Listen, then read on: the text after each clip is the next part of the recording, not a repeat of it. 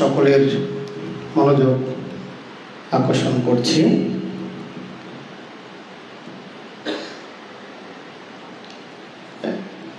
এখন বিদর্শন ভাবনা কোর্স যে চলমান রয়েছে সে বিষয়ে আমরা আরো কিছু ধারণা আপনাদেরকে প্রদান করব। নতুন যারা ধ্যানে আসছেন তাদের কিছু বিষয় জানা আবশ্যক। আমি সেজন্য কিছু বিষয় আবার একটু সংক্ষেপে বলার চেষ্টা করছি। ধ্যানীগণ স্ক্রিনের দিকে তাকান। আপনারা কর্মস্থান যখন গ্রহণ করছিলেন প্রথম দিন, তখন বলেছিলেন যা পালিতে আচার্য মে বান্তে হই, বান্তে আপনি আমাদের আচার্য গুরু হন, এভাবে প্রার্থনা করেছিলেন। তো সেই প্রার্থনার প্রেক্ষিতে আমি আপনাদের ধ্যান গুরুর দায়িত্ব গ্রহণ করেছি। এক্ষেত্রে আমার কিছু কর্তব্য আছে। এটাকে বলা হয় গুরু কীর্ত। এটাকে বলা হয় গুরু কীর্ত, গুরু করণীয়। তারপর কি ধ্যানী কীর্ত, ধ্যানীদের কিছু কর্তব্য করণীয় আছে, এটাকে বলা হয় ধ্যানী কীর্ত। এই দুটা যোগ হলে সমান হয় ধর্মকীর্ত। কি হয়? ধর্মকীর্ত। যদি গুরুর নির্দেশনা মতে ধ্যানী ধ্যান করেন, সেই ধ্যানের মধ্যে কিছু বিষয় ঘটে যাবে, সেটাকে বলা হয় ধর্মকীর্ত। অকুশলগুলো ক্ষয় হয়ে যাওয়া, নির্বাণমুখী কুশল বর্ধিত হওয়া, ভাবিত হওয়া, বহুলোকিত হওয়া, এগুলোকে বলা হয় ধর্মকীর্ত। জ্ঞান উৎপন্ন হবে, প্রজ্ঞা উৎপন্ন হবে, এগুলো হচ্ছে ধর্মকীর্ত। জ্ঞান উৎপন্ন হলে, প্রজ্ঞা উৎপন্ন হলে আপনি শান্তি লাভ করবেন। তারপরে যে বিদর্শন ধ্যান কোর্সে আসছেন, বিদর্শন শব্দকে যদি আমরা ব্যাখ্যা করি, বি যোগ দর্শন, বি অর্থ বিশেষভাবে, এটা একটা উপসর্গ। দর্শনটা মূল ক্রিয়া, দেখা, এখানে চোখের দেখা নয়, জ্ঞান দিয়ে পর্যবেক্ষণ করার কথা বলা হয়েছে। এই বিদর্শন ধ্যান করতে হলে আপনাকে একটি ধ্যানের সাপোর্ট নিতে হবে, সহযোগিতা, সেটাকে বলা হয় সম্মত ধ্যান। এটা সাপোর্ট নিয়ে আপনি বিদর্শন ধ্যান চর্চা করলে নির্বাণের দিকে ধাবিত হতে পারবেন। অ্যারো চিহ্ন নির্বাণের দিক নির্দেশনা দেখাচ্ছে। তো সম্মত ধ্যান হচ্ছে চিত্তকে সমাহিত করা। আপনারা এখানে যে ধ্যান চর্চা করছেন, 1 ঘন্টার জন্য যদি বসানো হয়, 15 মিনিটের মতো সময় আপনাকে সমত আকারে নিঃশ্বাস প্রশ্বাসের যে স্পর্শিত স্থান সেখানে নিবদ্ধ রাখতে হবে। অন্য সব কিছু উপেক্ষা দিয়ে 15 মিনিট মনোযোগ ধরে রাখার চেষ্টা করতে হবে। এটা সমত পর্যায়ে মনটাকে স্থির করার জন্য। বিদর্শন শুরু হবে যখন আপনি সরায়তনে মনোযোগ দেবেন, যখন যে আয়তনে যেটা আসে এবং সেটাকে 50 খণ্ড দৃষ্টিভঙ্গি দিয়ে দেখলে তখন আপনার বিদর্শনটা শুরু হবে। দেখুন, আমরা ধ্যান কোথায় করব, ধ্যান কেন করতে হয়? শাস্ত্রে বলা হয়েছে ইয়াং কিঞ্চিৎ দুঃখাং সম্পত্তি সব্বাং তাং দেহাপাচ্ছায়া। আবিদ্যা মানে দেহাস্মি কুতো দুঃখাসা সম্ভবতি।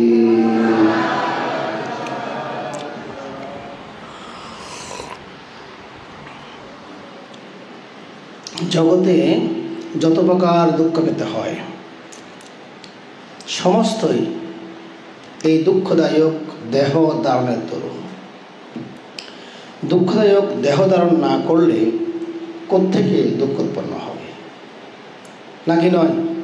আপনাদের ধ্যান চর্চা করছেন, আপনাদের যে কষ্ট হচ্ছে, আপনারা যখন আপনাদের চলমান জীবনে ছিলেন থাকেন, আপনাদের ক্ষুধা দুঃখ হয় এই দেহের মধ্যে। আপনি হাঁটতে হাঁটতে ক্লান্ত হয়ে যান, দুর্বলতা অনুভব করেন দেহের মধ্যে।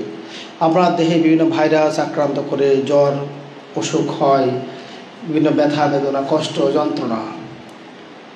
এই দেহ আছে বলেই এগুলো অনুভব হচ্ছে। তাহলে দেহ আমরা যে আছি, দেহ নিয়ে আছি, দেহের সাথে একটা মানসিক অবস্থা আছে, মন। দেহ মনকে নামরূপ বলা হয়। এই দেহ মন অবস্থার মধ্যে আমরা শান্তি পাচ্ছি না। তা শান্তি কোথায়? নির্বাণ। শান্তি হচ্ছে নির্বাণ। নিযোগ বাণ, নিভে যাওয়া, বাণ অর্থ তৃষ্ণার তীর। তৃষ্ণার তীর যখন নিভে ধ্বংস হয়ে যাবে সেটাকে বলা হয় নির্বাণ। এখন নির্বাণ লাভ করতে হলে, যেহেতু দেহমন আমাকে দুঃখ দিচ্ছে, দেহমনের প্রবাহটা আছে বলেই এই দেহকে মনকে ভালোভাবে চিনতে হবে। দেহটাকে বুদ্ধ বলেছেন রূপ, আবার এটাকে কায়ও বলা হয়। কায় অর্থ ক জ কায় সমান কায়, কত কদাকার কুৎসিত বিশ্রী ঘৃণিত বস্তু দেহে সঞ্চয় হয় বলে এটাকে কায়ও বলা হয়। তারপর হচ্ছে নাম, নামটা হচ্ছে চিত্ত চৈতসিক, চিত্ত বিজ্ঞান স্কন্ধ। চৈতসিকের মধ্যে বেদনা, এই যে সংজ্ঞা বিষয়গুলো আছে। 52 প্রকার চৈতসিকের মধ্যে 50টিকে বলা হয় সংস্কার স্কন্ধ, আর 2টি হচ্ছে বেদনা এবং সংজ্ঞা। তো এখানে আমরা আছি, এখানে শান্তি নেই। শান্তি কোথায়? নির্বাণ দেখে, আবারও এরো চিহ্ন নির্বাণ দেখে ডিরেকশনটা দিচ্ছে। তো এখন এই রূপকে যদি আমরা আরও ভাঙি, রূপটাকে রূপ রাখলাম, এটা 28 প্রকার রূপ আছে এখানে। চৈতসিক 52 প্রকার, চিত্ত 81 প্রকার চিত্ত, তো লৌকিক চিত্ত। এগুলো লৌকিক অবস্থা, এখানে আমাদের শান্তি নেই। এরো চিহ্ন বলছে নির্বাণ উপলব্ধি করতে হবে। তো নির্বাণ লাভ করতে হলে ধ্যান করতে হবে। ধ্যান করতে হলে বসতে হয়। কে বসবেন? বাম পা ভিতরে থাকবে, ডান পা বাইরে থাকবে, কোমর শক্ত থাকবে, বাম হাত নিচে, ডান হাতে উপরে, 2 হাতে বৃদ্ধাঙ্গুল আলতোভাবে স্পর্শ করাবেন। ঘাড় সোজা রাখবেন, মাথা সোজা রাখবেন, মেরুদণ্ড সোজা রাখবেন। নাসিকা অগ্রভাগে মনোযোগ দিতে হবে। নাসিকার অগ্রভাগে, ঠোঁটের উপরে, নাকের নিচে ছোট্ট জায়গায় অথবা নাকের কাঁড়ায় এর মনোযোগটা এখানে ধরে রাখতে হবে। নিঃশ্বাসটা গেলে এখানে কারো এখানে অনুভব হয়, কারো নাকের কাঁড়ার মধ্যে অনুভব হয়, একদিন একরকম। সেজন্য এই জায়গাটাই মনোযোগটা রাখতে হবে। এখন এভাবে বসে আপনি কীভাবে ধ্যান করবেন? আপনি মাকড়সার উপমায় ধ্যান চর্চা করবেন। নিঃশ্বাস প্রশ্বাসের মনোযোগটা কায়ায়তন, এখানে 10-15 মিনিট চর্চা করে এরপরে চক্ষু কর্ণ নাসিকা জিহ্বা কায় মন 6টা আয়তনে যখন যেখানে যেটা আসে অনুভব হয় সেখানেই মনোযোগ রাখবেন। তো স্মৃতিচারণা করতে হলে 4টি বিষয় জানতে হবে। প্রথম হচ্ছে স্থান, আপনি কোথায় ধ্যান করবেন। স্থান হচ্ছে কি 6 আয়তন। স্থান কি 6 আয়তন, চক্ষু কর্ণ নাসিকা জিহ্বা কায় মন, এই 6 আয়তনে ধ্যান চর্চা করতে হবে। কখন করবেন? কোন কালে? ক্ষণ, মুহূর্ত, বর্তমান কাল। ঠিক যখন অনুভূতি আসে তখনই ধ্যান করতে হবে। আপনি ধ্যানে বসছেন, সাউন্ড আসছে, যখন এটা আপনার অনুভূতির ভিতরে চলে আসছে, জানা হয়ে গেছে, ওখানে মনোযোগটা দেবেন। দিকটা কি দেখবেন? নাই আছে, নাই চলে গেছে, অনিত্যই দেখা যায়। যেখানে যেখানে এটা পালিতে বলা হয় ইয়াথো ইয়াতো সাম্মাসাতি খান্ধানাং উদয়াব্বায়াং লাভাতি পিতি পামজ্জাং আমাতাং তাং বিজানাতাং তি।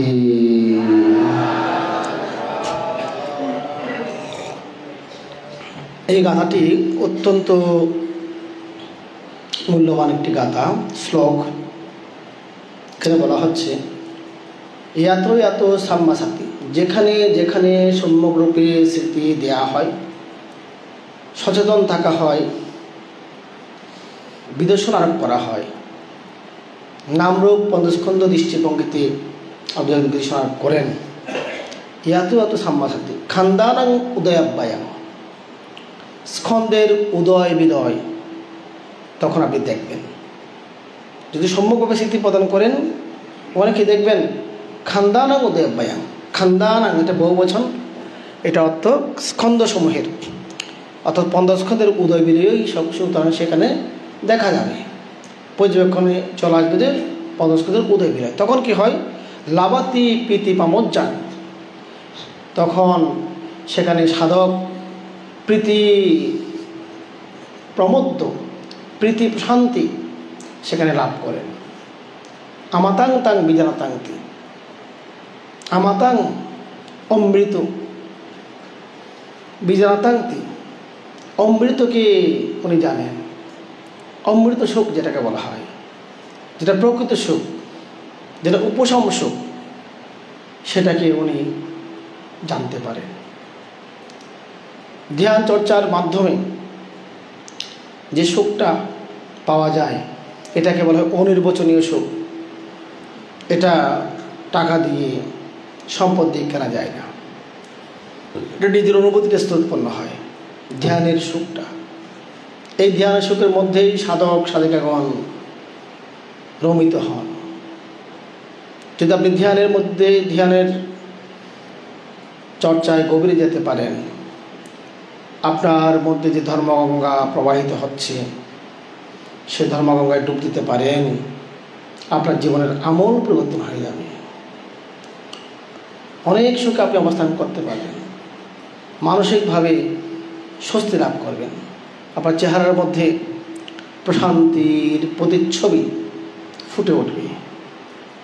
ভগবান বুদ্ধকে দেবতা প্রশ্ন করেছিলেন শ্রাবস্তির যেতমান বিহারী অবস্থানকালে যে ভান্তে ভগবান, আপনার শিষ্য যারা একাহারী, পাংশুকুলধারী, অরণ্যচারী, ধ্যান নিরত, তাদের মুখচ্ছবি প্রসন্ন, তাদের চেহারার মধ্যে প্রশান্তির ছাপ পরিস্ফুট থাকে, প্রকাশিত হয়, এর কারণ কি?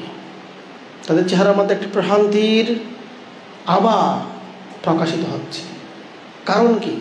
বুদ্ধ বললেন, আমার শিষ্যগণ যারা ধ্যান নিরত, একাহারী, অরণ্যচারী, পাংশুকুলধারী, তারা অতীত নিয়ে অনুশোচনা করেন না।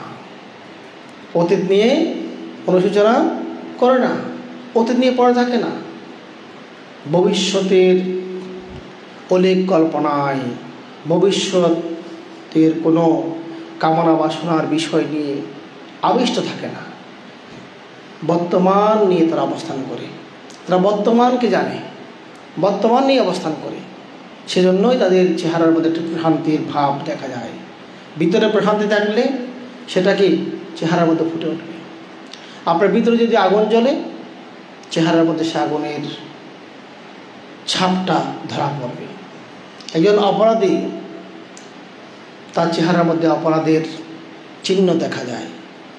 যারা গোয়েন্দা, যারা প্রশাসনের নিরাপত্তা দায়িত্বে থাকেন, তারা কিভাবে অপরাধীকে শনাক্ত করেন? তার চেহারা দেখে কিন্তু বোঝা যায় যে ও অপরাধ করেছে।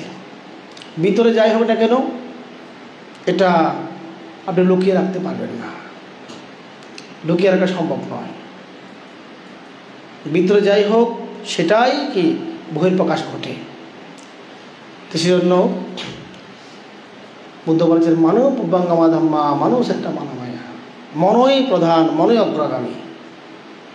আপনার মনের মধ্যে যদি বিকার উৎপন্ন হয় সেটা প্রকাশিত হয়ে যাবে। তো সেজন্য মনকে শুদ্ধ পবিত্র করতে হবে। তো ধ্যান কখন করবেন? ক্ষণ মুহূর্ত বর্তমানকালে। কোন কালে? ক্ষণ মুহূর্ত বর্তমানকালে, যাতে আপনি প্রতিক্রিয়া না করেন। এই ধ্যান চর্চার উদ্দেশ্য হচ্ছে শান্ত হওয়ার জন্য, বিভিন্ন বিরূপ পরিস্থিতিতে নিজেকে শান্ত রাখার জন্য, যাতে প্রতিক্রিয়া আপনি না দেখান। প্রতিক্রিয়া দেখালে, রিয়েক্ট করলেই আপনার কর্ম হয়ে যাবে। আপনি সমাজের নিন্দিত হবেন, ওদিকেও সমস্যা, আবার আপনার মনের মধ্যে যে শান্তিময় অবস্থা সেটা থাকবে না, আপনার শান্ত হয়ে পড়বেন। সেজন্য এই ধ্যান চর্চা রপ্ত করতে পারলে সুবিধা হচ্ছে বিরূপ পরিস্থিতির মধ্যে ভালো থাকা যায়। এই যে বিরূপ পরিস্থিতি, এগুলো আমাদের কর্মের ফল। মানুষ বা প্রাণীগণ কর্ম করে, এটা পালি শ্লোকে বলা হচ্ছে কাম্মা বিপাকা অত্যন্তি বিপাক ও কাম্মা সম্ভব তস্মা পুনঃভাব হতি এবং লোক পাওয়াত্তাতে।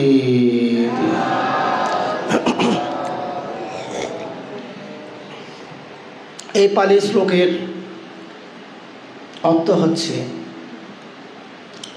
কর্ম ফল প্রদান করে, বিপাক প্রদান করে। বিপাক বা ফল ভোগ করতে গিয়ে সেই প্রাণীগণ আবারও কর্ম করে ফেলে। আবারও যখন কর্ম করে আবারও ফল ভোগ করতে হবে, আবারও পুনর্জন্ম হয়। এভাবেই ঘূর্ণন চলছে, পুনঃ পুনঃ আবর্তিত হচ্ছে, ঘুরছে সত্য প্রাণীগণ। এই যে আমরা জন্মগ্রহণ করেছি কর্মের কারণে, জন্মগ্রহণ করে সরায়তন লাভ করে আমরা কেউ বসে নেই। এর কেউ বসে আছেন? সবাই বসে আছেন না? ছোটরা বলবে যে আমরা সবাই বসে আছি, বান্ধে কি বলছি, আমরা তো বসে আছি। সবাই বসে আছি, বসে আছেন, কিন্তু কর্ম না করে কেউ নাই। বসে থাকলেও কি কর্ম চলছে, মানসিকভাবে কর্মগুলো হয়ে যাচ্ছে, বাচনিকভাবে হয়ে যাচ্ছে, শারীরিকভাবে হয়ে যাচ্ছে। হয়তো আপনি শারীরিক কোনো কর্ম করছেন না, বাচনিক করছেন না, মুখ বন্ধ করে বসে আছেন, কিন্তু মনোকর্মগুলো হয়ে যাচ্ছে। তাহলে কর্ম ফল ভোগ করতে গিয়ে আবারও কর্ম সংগঠিত হচ্ছে, আবারও সেই কর্মের দুঃখময় বিপাক ভোগ করতে হবে। তো এভাবেই আমরা ঘুরছি, এই ঘোরাটা বন্ধ হচ্ছে না। তো সেজন্য যাতে কর্ম ভোগ করতে আমরা আসছি, যাতে পুনঃ দুঃখময় বিপাক প্রদান করে সেরকম কর্ম আমরা সম্পাদন না করি, যাতে আমরা পুনর্জন্মের বীজ সৃষ্টি না করি, সেই কৌশল ভগবান বুদ্ধ ২,৫০০ বছর আগে মহাসতিপাট্টান সূত্রে বিবৃত করেছেন। সেটাকেই বলা হচ্ছে বিদর্শন। সেটাকে বলা হচ্ছে বিদর্শন ধ্যান। অর্থাৎ কর্ম করা যাবে না। তাহলে এখন কিভাবে সম্ভব? না খেলে কি বাঁচবেন? খেতে হবে, ক্ষুধা তো আছে।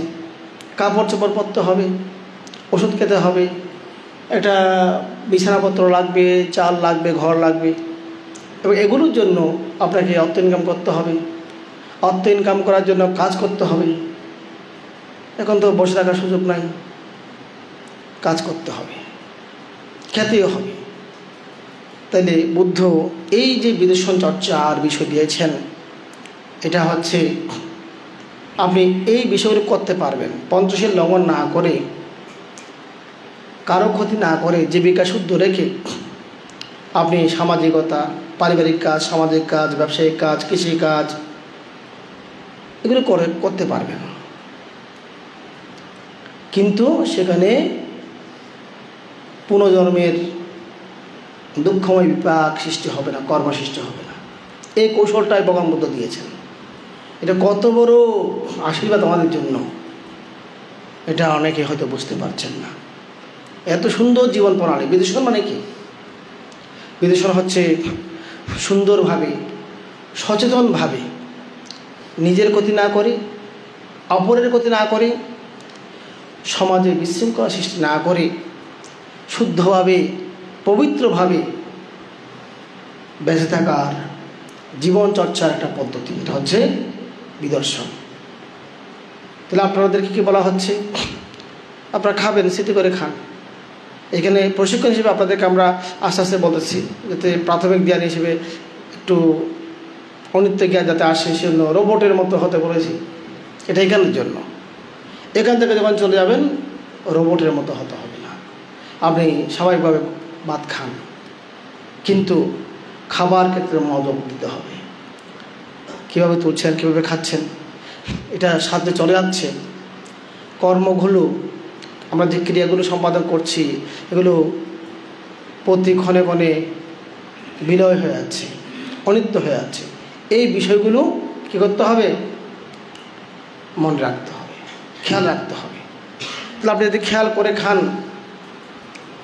বিপদ হয় না। আপনি ভাত খাচ্ছেন, ওদিকে খেয়াল নাই, আপনি এদিকে খাচ্ছেন, অন্যদিকে কি ভাবতেছেন, গলায় কাটা লেগে যেতে পারে, নাকি নয়? ভাত গলায় আটকে যেতে পারে।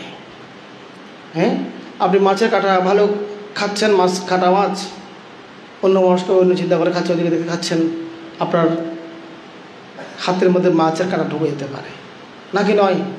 মাছের কাটা ঢোকার কথা গালে ঢুকে গেছে হাতে, তাহলে স্মৃতি নাই, গলার মধ্যে আটকে যায়। অনেক সময় খাবারটা পাঠানোর কথা ছিল অন্ন নালী দিয়ে। আমাদের এখানে গলার জিহ্বার শেষ প্রান্তে গিয়ে দুটি পাইপ আছে, পাইপ নালী। একটা হচ্ছে শ্বাসনালী, একটা হচ্ছে কি অন্ন নালী।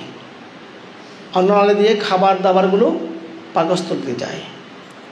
শ্বাসনালী দিয়ে কি হয়? নাকের দিয়ে আমরা যেটা নিঃশ্বাস নিই, সেটা ফুসফুসে যায়।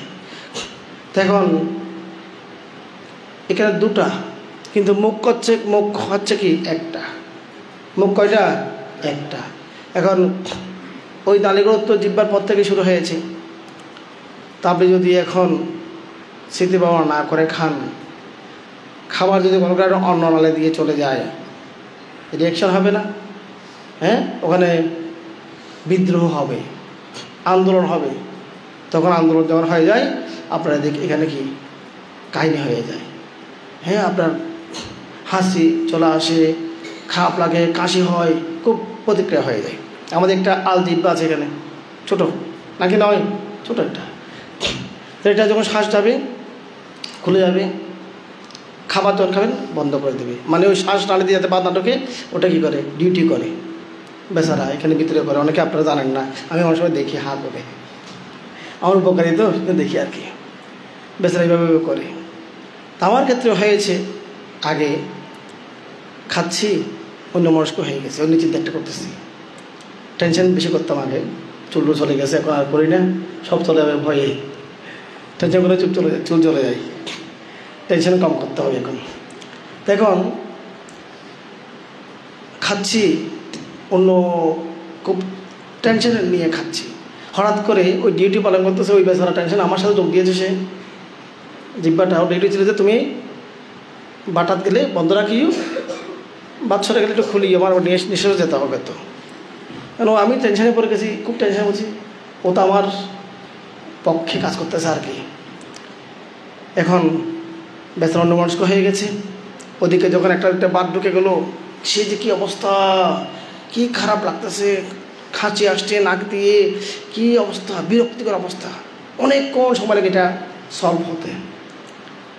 তাহলে আমি যেটা দেখেছি, নিজের আমার অভিজ্ঞতা হচ্ছে কি, যখন আমি পানি বা পানীয় খাচ্ছি, ওদিকে যখন আমি মনোযোগ দিই, এটা হয় না। খাবার খাচ্ছি, ওদিকে যখন মনোযোগ দিই, ওইটা কখনো হয় না। অন্য মনস্কভাবে করলে এটা হয়। তো সেজন্য আমি কি করি, আমারও একটা মৃত্যু ভয় আছে, মানে মৃত্যুকে আমি ভয় পাই, যেটা বাস্তব কথা। সেজন্য আমি ওই যে গলায় পানি আটকে মরে যাবো ভয়ে, পানি বা পানীয় খাওয়ার সময় আমি একটা কাজ করতেছি, আমাকে পানি দিয়ে গেছেন আমাদের সেবক শিষ্যরা। আমি এদিকে সময়ও কম, কাজটা শেষ করতে হবে, অনেক কাজ আছে। তাই আমি চিন্তা করি যে আমি যদি এইভাবে নিয়ে এইভাবে খাই, দেখে দেখে ঘটনা ঘটে যেতে পারে। গলায় পানি আটকে গিয়ে মারা গেলে আর সমস্যা। আবার যদি পানি আটকে না মরলাম কিন্তু আটকে গেলো, আমি কাশতেছি, তখন আমাদের পাশে যারা থাকে তারা কী করবে, মাথায় আশীর্বাদ দিয়ে দেবে। এটাই বাস্তবতা। উপকূপ মনত করে মন্ত্রের বঙ্গতে হবে।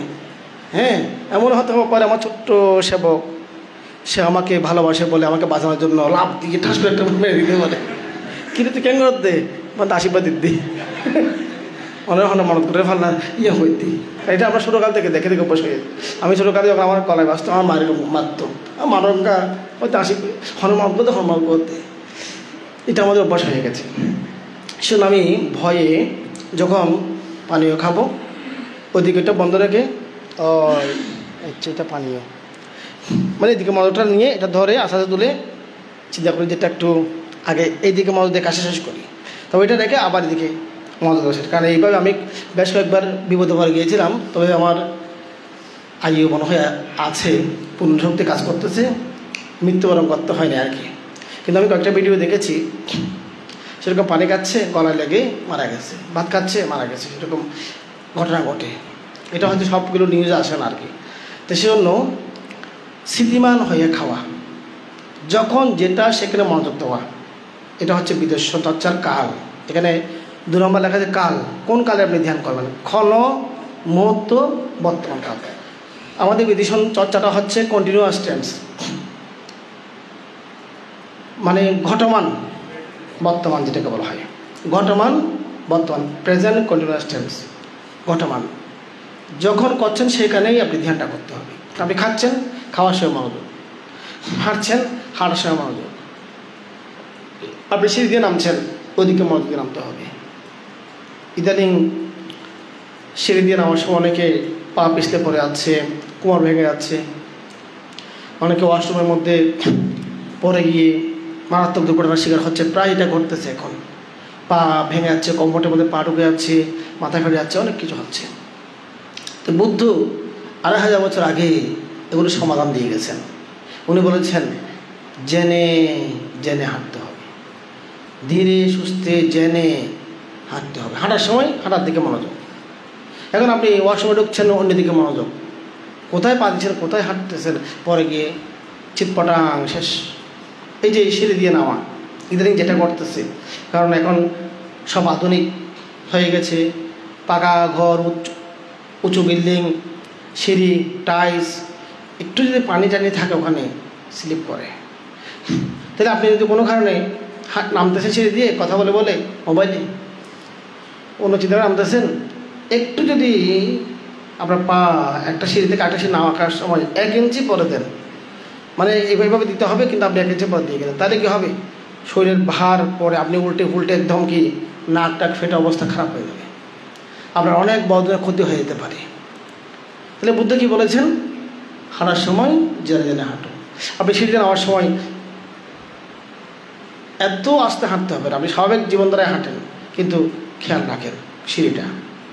আমি এটা চেষ্টা করি, সেজন্য এখনও পর্যন্ত আমি অবশ্য পড়ে নেই, কারণ আমার অনেকেই পড়েছেন, আমরা এটা শুনি বারবার, আমাদের কানে খবরটা আসে। আমি খুব এটা শুনে আরও আমার থেকে অ্যালার্টনেস চলে আসে, আমি যদি পড়তে তো শেষ, তখন তোকে চেষ্টা করি দেখি সিঁড়ি যাওয়ার সময় খেয়াল করে নেওয়ার জন্য, স্মৃতিটা করার জন্য একটি অনুভূতির স্তরে চেষ্টা করি। আমি সম্পর্ক জ্ঞানটা মোটামুটি চেষ্টা করি, সম্পর্ক জ্ঞানটা করার জন্য যখন যেটা স্পর্শ করি, হাঁটি, উঠি, যাতে এটা ওইদিকে খেয়ালটা থাকে, ওটা আমাকে খুব ভালো উপকার করতেছে।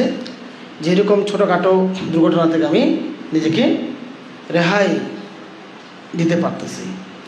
তো ভবিষ্যৎ কী আছে আমি জানি না, কর্মফলের কিছু ব্যাপার থাকে, তবে সাবধানের মাইন্ড নেই একটা কথা আছে, সেজন্য সবসময় সতর্ক থাকতে হবে। ভালো মন্দ কে জানে, শুনছেন কথাটা, ভালো মন্দ কে জানে, একটা বই আছে। তবে অনেকে বলে অনেক কিছু বানতে, আমার এরকম হয়েছে, আমি এরকম করতে যাচ্ছি, আপনি কি বলেন? তাই বলি দেখি, ভালো মন্দ কে জানে। তা হয়তো অনার হইলাম দে অনেকক্ষণ কিছু সমাধান নদন, অনেক ভালো মন্দ খেয়ে জানে, হতা অনেকক্ষণ আমি কী করতাম চাই আমরা হইলাম, আমি কী করতে চাচ্ছি আপনাকে বললাম, এটা কি ভালো হবে নাকি মন্দ আমাকে একটু বলেন না। আপনি বলতেছেন কি ভালো মন্দ কে জানে। তখন উনি যখন এরকম বলে হতাশ হয়ে যায়, আমি তখন বলি যে কি থাকুন সবসময় সাবধানে। কি থাকুন সবসময় সাবধানে, ভালো মন্দ কে জানে।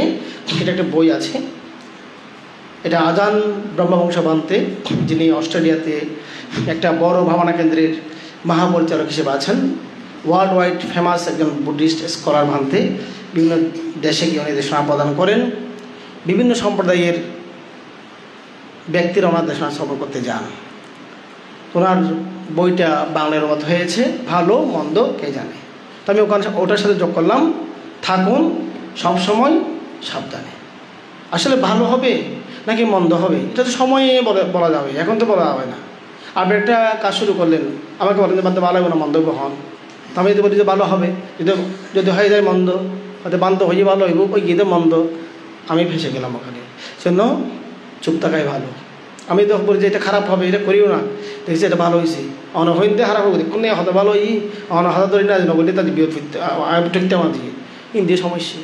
সুতরাং আমি চেষ্টা করি দেখি চুপ করে থাকি, সময় আসলে তখন বুঝতে হবে কি হবে না হবে। তাহলে কি ভালো মন্দ কে জানে, থাকুন সবসময় কি সাবধানে, সবসময় সাবধান থাকতে হবে। অলওয়েজ অ্যাওয়ারনেস, সবসময় সতর্ক সজাগ থাকতে হবে। সজাগ এই কথাটা কিন্তু খুব গুরুত্বপূর্ণ।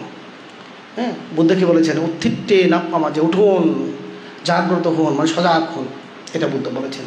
তাহলে ধ্যান কখন করবেন, কোন কালে করবেন ধ্যান? সকালে, অতীতে, ভবিষ্যতে, বর্তমানে। কোন বর্তমান? ক্ষণ মুহূর্তে, যেই ক্ষণে ঘটে যায় সেই ক্ষণে ধ্যান করতে হবে। খাচ্ছেন খাবার দিকে মনোযোগ, হাঁটছেন হাঁটার দিকে মনোযোগ, কাজ করছেন কাজের দিকে মনোযোগ, এভাবে থাকেন কোনো সমস্যা হবে না। আমাদের সাধিকাদের জন্য খুব জরুরি ধ্যানটা। ওনাদের কিছু কাজ করতে হয় যেগুলো আমাদের করতে হয় না। ওনাদের লেডিস ফিঙ্গার কাটতে হয়। কি কাটতে হয়? লেডিস ফিঙ্গার, ঢেঁড়স কাটতে হয়। কাটতে হয় ঢেঁড়স ওনারা এখনও দাঁড়িয়ে দাঁড়িয়ে কাটে, আগে তো বসে বসে কাটতো বটকির মধ্যে, এখন আধুনিক হয়ে গেছে, বসা থেকে দাঁড়াইয়ে গেছেন ওরা, দাঁড়িয়ে ওরা লেডিস ফিঙ্গার কাটতেছে। কাটতে কাটতে দিকে মোবাইলও আছে, হ্যাঁ কেমন আছিস মা, ভাত খেয়েছিস?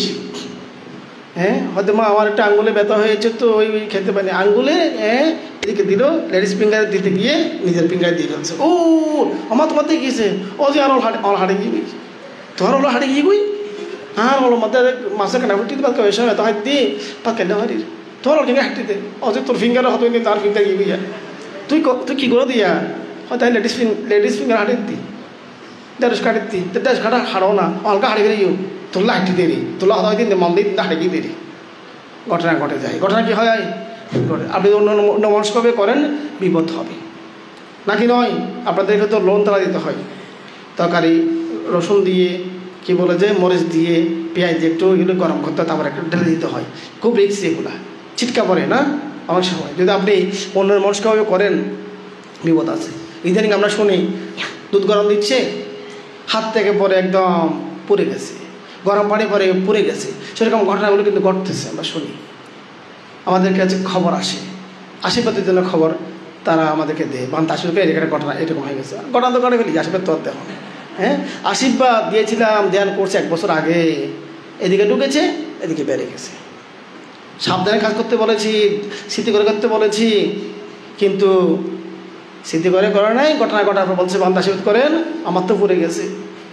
এই হয় কেমনে হয়তো বানতে ওই নামাচ্ছি যেটা বলছে আপনি স্মৃতি করছিলেন বাবা না, হয়তো বানতে আসলে স্মৃতি করা হয় নাই, খেয়াল করিনি, আসলে অন্য খেয়াল দিয়েছিলাম তো পড়ে গেছে। তো আশীর্বাদ দিয়েছিলাম অনেক আগে, ওই আশীর্বাদকে আশীর্বাদ মনে করা হয়নি। আশীর্বাদ কাকে বলা হয়? আশিস পূর্ণ বাদ, বাদ অর্থ বাক্য, মুসা ওয়াদা মিথ্যা বাক্য, আশিস বাক্য স্নেহযুক্ত বাক্য, মঙ্গলজনক বাক্য, যে কথাগুলো মঙ্গল কামনায় বলা হয়, আপনাদের মঙ্গল কামনা করে যে বুদ্ধিগুলো দেওয়া হবে এটাকে বলা হয় আশীর্বাদ।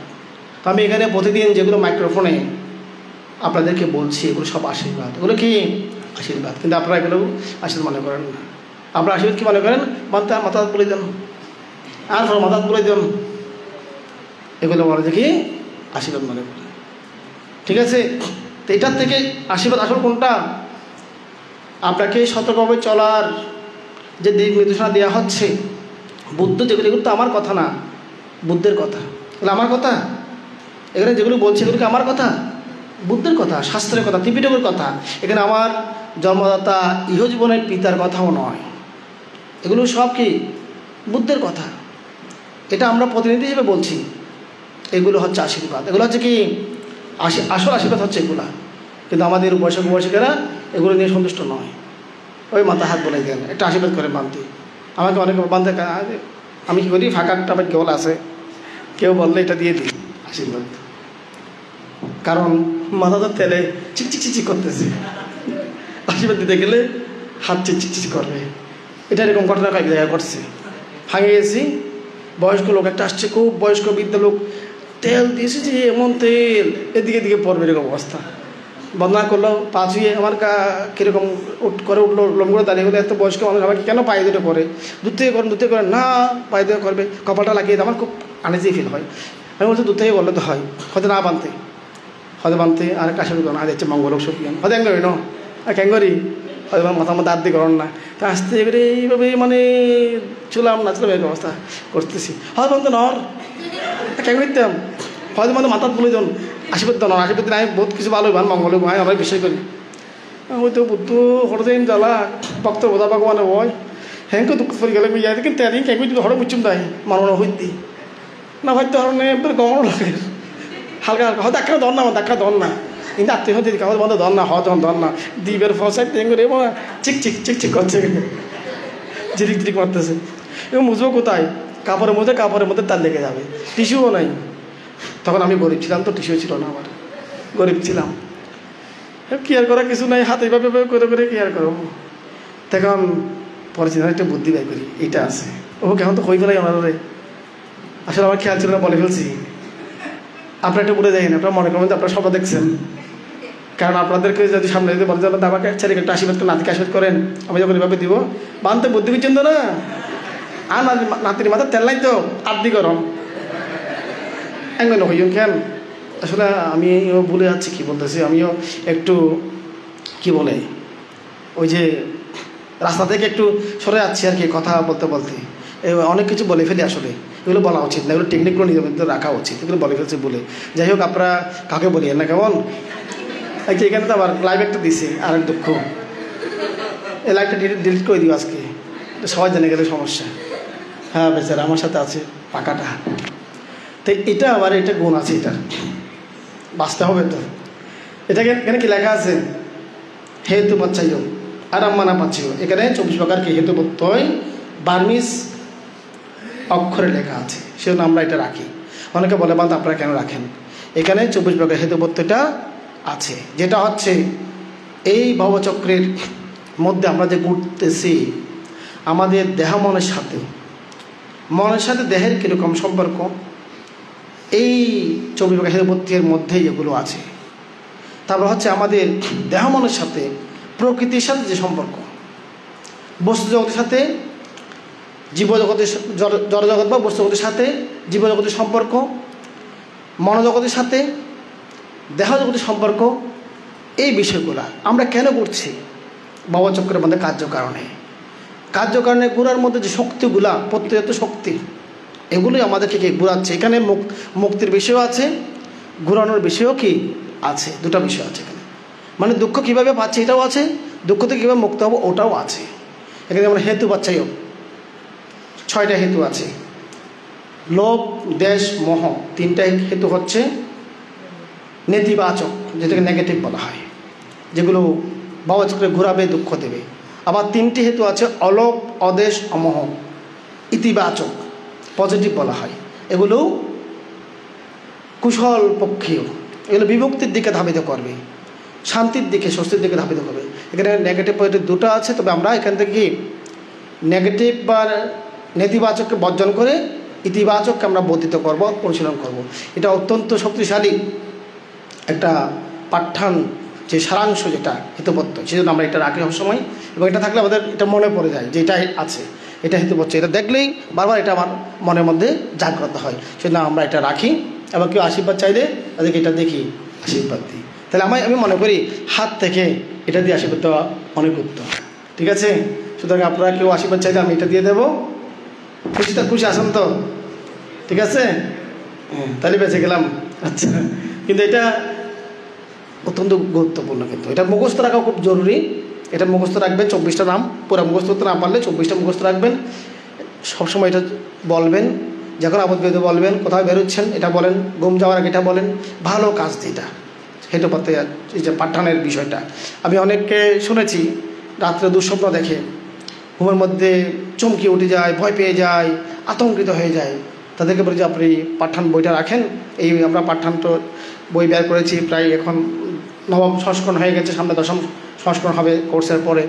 এটা প্রায় 10,000 কপির মতো আমরা এই বইতে বিলি করতেছি। তখন এটা অনেকে উপকার পেয়েছে এই পাঠানের বিষয়গুলো। বাংলাতে আমরা, এটা তো বার্মিজ আছে, আমরা বাংলাতে পারি, বাংলা হরফে পালিটা করেছি এবং অনুবাদ, এটা গদ্য অনুবাদ পদ্য অনুবাদও আছে, প্রিন্ট হয়েছে। যারা পান না তাদেরকে আমরা লাস্টের দিন দেবো। এটা মুখস্থ রাখবেন, এটা ভালো ফল দেয় এই পাঠানটা। এগুলো হচ্ছে কি পরমার্থ বিষয়, এগুলো বুদ্ধবাণী, এগুলো বুঝলেই কিন্তু কি হয়, আপনার তৃষ্ণাগুলো কমে যাবে, মান অহংকার কমে যাবে, মিথ্যাষ্টি কমে যাবে, নির্মাণের দিকে ধাবিত হতে পারবেন। সুতরাং এগুলো পরমার্থ, এগুলো চর্চা করতে হবে এই বিষয়গুলো। তাহলে ক্ষণ মুহূর্ত বর্তমানকালে ধ্যান করতে হবে। যে মুহূর্তে হয় সেই মুহূর্তে অ্যালার্ট। আপনি একটা মন্দ কথা শুনেছেন, গালি দিয়েছে আপনাকে, কেউ বকা দিয়েছে, ওখানে মনোযোগটা দেন। ওটা বুদ্ধ বিদ্যা আকারে দেখেন, আপনারা রিয়েক্ট হবে এটা।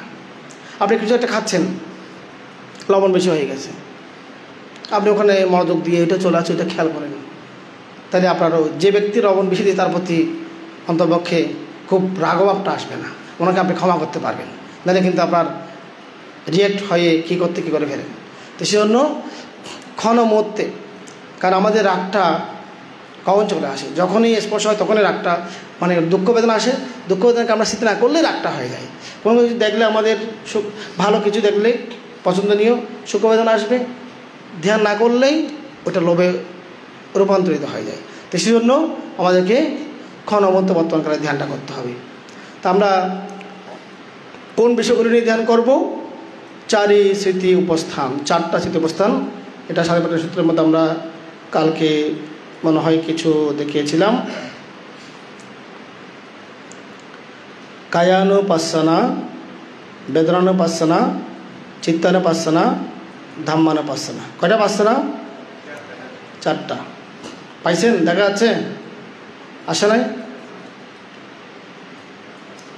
কায়ানুদর্শন, দেহকে অনুদর্শন, বেদনানুদর্শন, অনুভূতিকে দেখা, চিত্তানুদর্শন, চিত্তকে জানা, ধর্মানুদর্শন, চিত্তের মধ্যে যে বিষয়গুলো উৎপন্ন হয় ওগুলোকে জানা।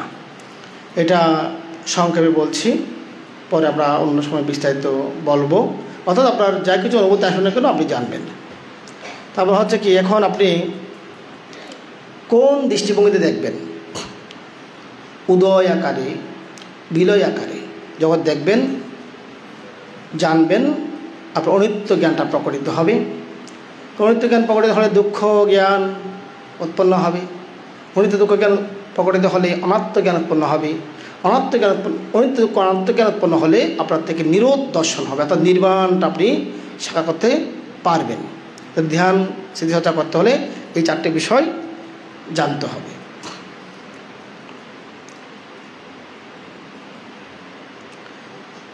স্মৃতিচর্চার বিষয় কয়টি? বিষয় কি কি? স্থান, সরায়তন, কাল, ক্ষণমত বর্তমান কাল, বিষয়, দর্শন, উদয়, বিলয়, অনিত্য, নিরোধ। এটা বসা ধ্যানটা আমরা বললাম, বসা ধ্যান। নতুন যারা ধ্যানে আসছেন তাদেরকে একটু চক্রমণটা বলি। চক্রমণ ধ্যান, সোজা হয়ে দাঁড়াবেন, সোজা হয়ে হাঁটবেন। প্রথমে ডান পা তুলবেন, সবসময় ডান পা দিয়ে শুরু করবেন হাঁটাটা।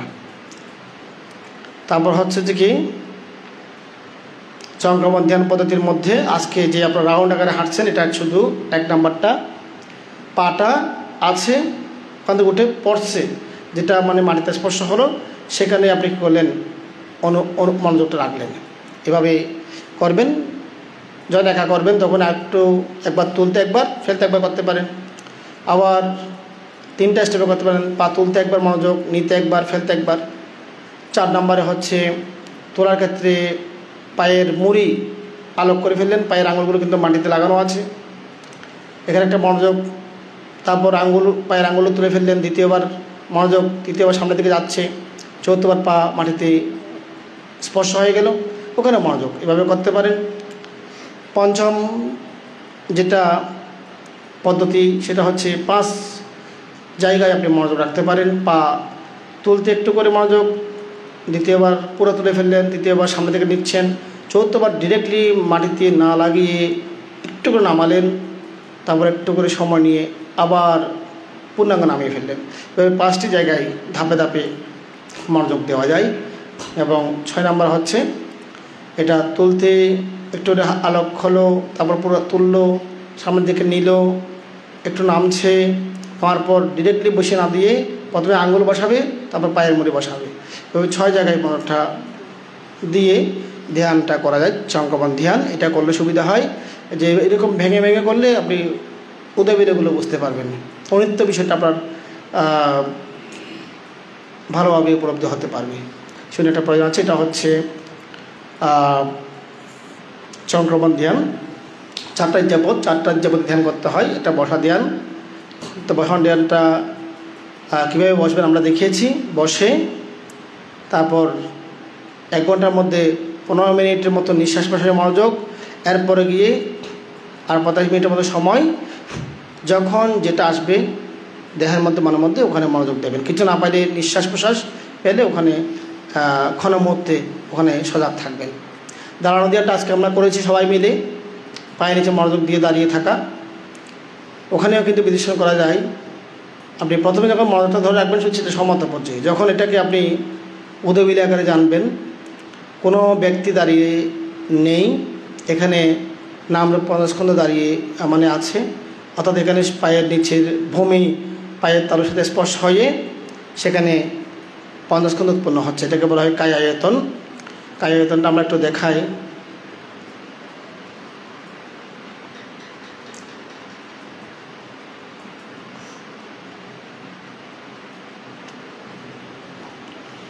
দেখা যাচ্ছে স্ক্রিনে, সবাই দেখেন, দেখা যাচ্ছে কায়ায়তন। এটা কি হাত কর্মজরূপ, আমরা কর্মফলে জন্মগ্রহণ করেছি, হাতটাও পেয়েছি শরীরের অংশ হিসেবে। এটা এটা কর্মজোৎপন্ন রূপ। তো আমাদের শরীরের মধ্যে যেই গুণ বৈশিষ্ট্য থাকার কারণে আমরা কোনো স্পর্শ করে বুঝতে পারি এটা শক্ত, নরম, ঠান্ডা, গরম, বা আমরা ব্যথাগুলো অনুভব করি, এটাকে বলা হয় কায় প্রসাদ রূপ। কায় অর্থ দেহ, প্রসাদ রূপ স্বচ্ছতা গুণ। সেখানে যখন কোনো একটা মশা বসলো, কামড়াচ্ছে, তো মশার যেটা শুল, যেটা চিকন একটা ইঞ্জেকশনের সিরিঞ্জের মতো সে পুশ করে ঢুকিয়ে দেহে, এটা এই দেহের সাথে স্পর্শ হয়ে যায়, এটা হচ্ছে স্পর্শরূপ এই শুলটা। এদিকে দেহটা কায়ায়তন, দুটা যখন স্পর্শ হলো ফলাফল কী হচ্ছে?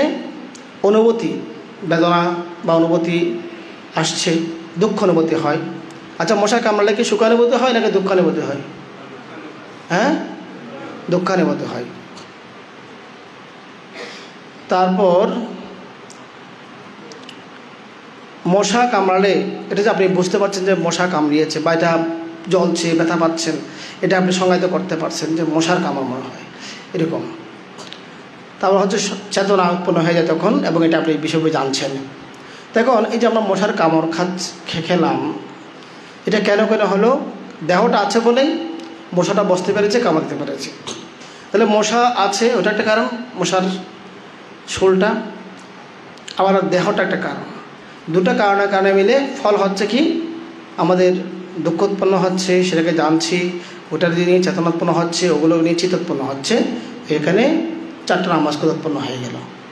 তাহলে মশা যে কামড় দিয়েছে, দেহ আছে বলেই কামড়টা আপনি পেয়েছেন। দেহ না থাকলে কিন্তু কামড়টা লাগতো না। এখানেও কার্যকারণ আছে, এই দুটা কারণ, এটা ফল, কারণ ফল। তাহলে এখন কায় যে প্রসাদ রূপ, এটা যখন আমাদের মশা কামড় দেবে কী করবেন আপনি? মশা তো কামড়াবে নাকি নয়? মশাকে আপনি দেশ থেকে সবাইকে বিতাড়িত করতে পারবেন? পারবেন না। কত মশা আপনি মারবেন? মারলে তো প্রাণী হত্যা হয়ে যাচ্ছে। আপনি কত মশাকে তাড়াবেন? তো তারপরেও আপনি মশার ভয়ে কী করতে হবে? মশারির ভিতর ঢুকে যেতে হবে না?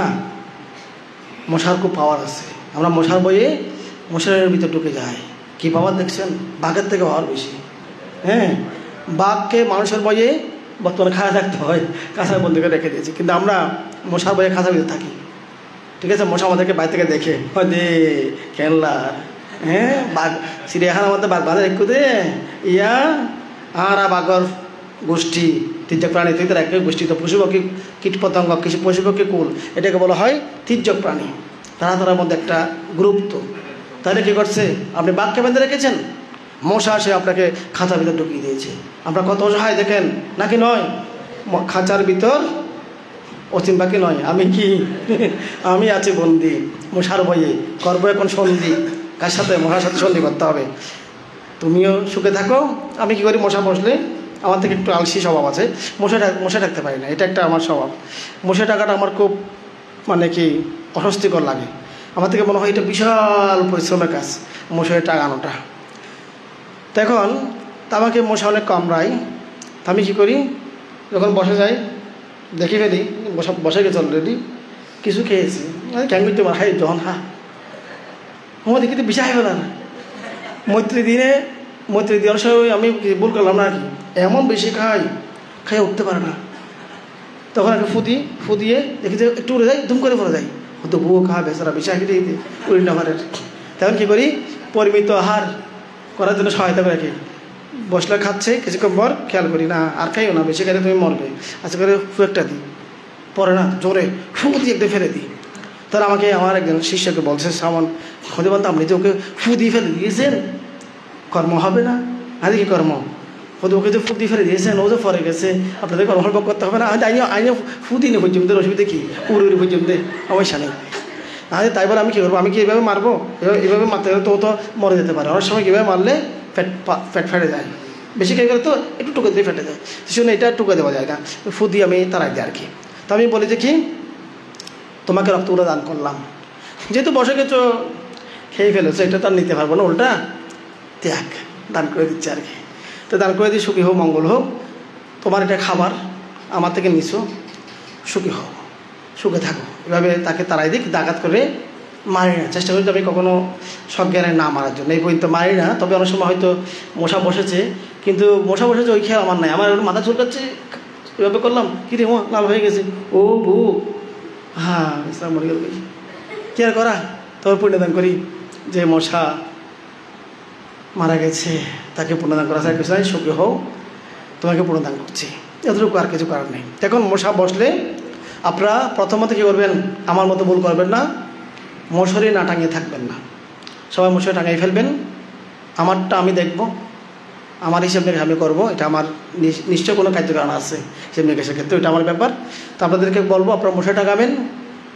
তারপর হচ্ছে কি, তারপরে যদি ঢুকে যায় মশা বসে যায়, সেক্ষেত্রে কী হচ্ছে? স্মৃতি ভাবনা করতে হবে। মশা বসছে, মৈত্রী ভাবনা করলেন, সুখীও। এখন তো যখন ঢুকাই দিল, পেন শুরু হলো, মরাক মৈত্রী দিতে নাই কি ফরাতে বিষ গড়াতে কি মৈত্রী দিতাম বলে, হ্যাঁ যা এক সেকেন্ডে শেষ, অনেকে এরকম করে ফেলে।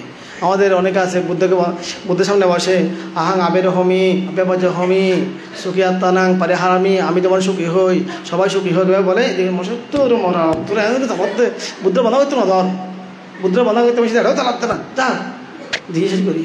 এদিকে হয়তো বানতে আমি মৈত্রী ভাবনা করি। আমাকে অনেকে বলে বানতে আমি একটু বিপদ আছে, শত্রু বেড়ে গেছে, আপনি মৈত্রী ভাবনা করেন, হবে করি তো, হ্যাঁ কীভাবে করেন যে সকালে একবার সন্ধ্যা একবার, ওই ফালিটা বলি তো বলেন। তারপর মশার সব বসলে হয়তো বলতে অনেক সময় মশা বসলে আসলে ক্লিয়ার করে ফেলি, মুক্ত করে দিই আর কি, ঠাস চলে গেছে, অভ্যাস হয়ে গেছে, বানতে অভ্যাস হয়ে গেছে, হ্যাঁ কী আর করবো।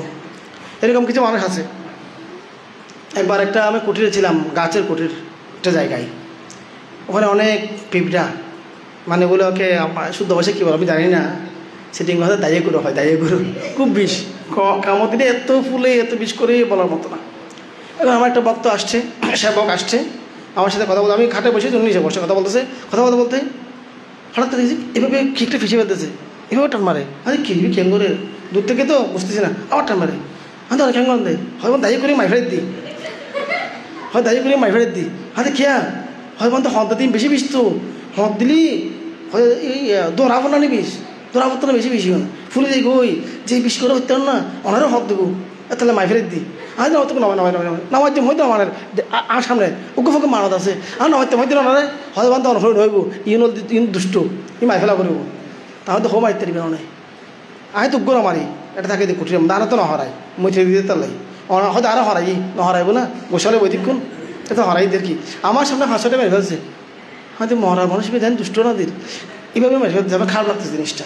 তা আমাদের অনেক এখানেও আমাদের মাঝে মাঝে খেতে হয়, মানে কি অনেক সময় চাপ পড়ে তো মনে আমি দেখি নাই একটা চলাছে চাপ পড়ে গেছে, হাতে চাপ পড়ছে, ও মনে করছে ওকে আমি মারছি, ওকে করছে সুলেটটা দিয়ে ফেলে, কি আর করো, কিছু করার নাই। বিষ তো বসিয়ে দিল, কামড় দিয়ে দিল, ওই স্মৃতি পাবো না, একটু চালন টাবলন দিয়ে একটু হ্যান্ড ওয়াশ দিয়ে ইয়া করি, এরপরে পেনটাকে স্মৃতির মধ্যে আনা ছাড়া আর কোনো উপায় নেই। কিন্তু ওর সাথে আমি কি যুদ্ধ করতে পারবো না কি? হ্যাঁ, ও তো বুঝলে কামড় দিত না।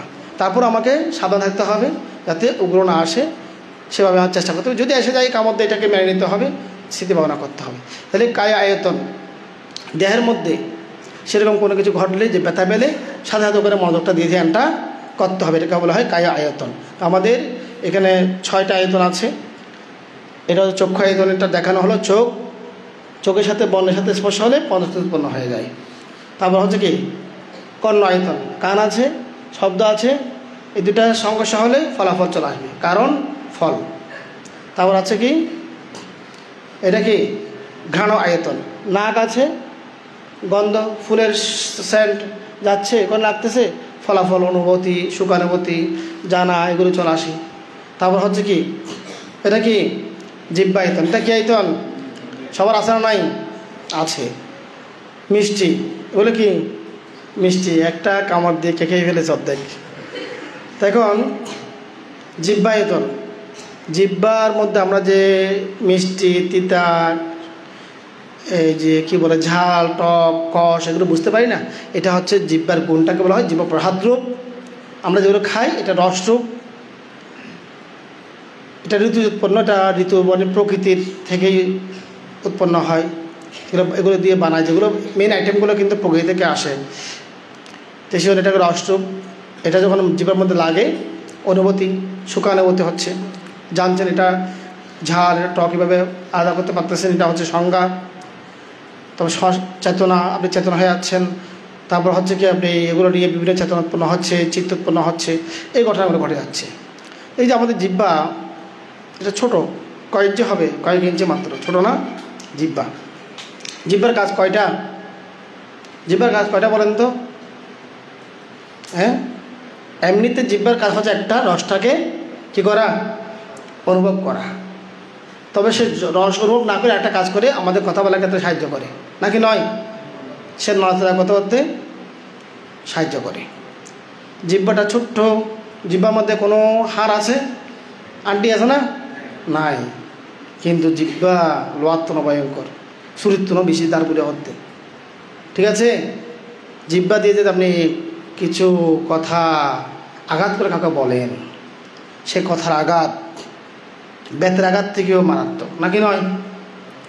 মানুষ বেতের আঘাত বলতে পারে।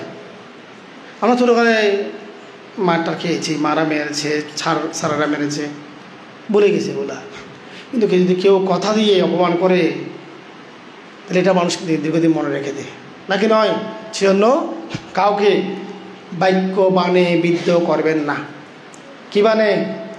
বাক্য বান বা মানে তীর, কথার তীর মেরে বিদ্ধ করবেন না। আমি আজকে একটা গাথা বলেছিলাম, মিষ্ট বাক্যে তুষ্ট করো সকলের মন, ভ্রমেয় বর্ণনা কব অপ্রিয় বচন।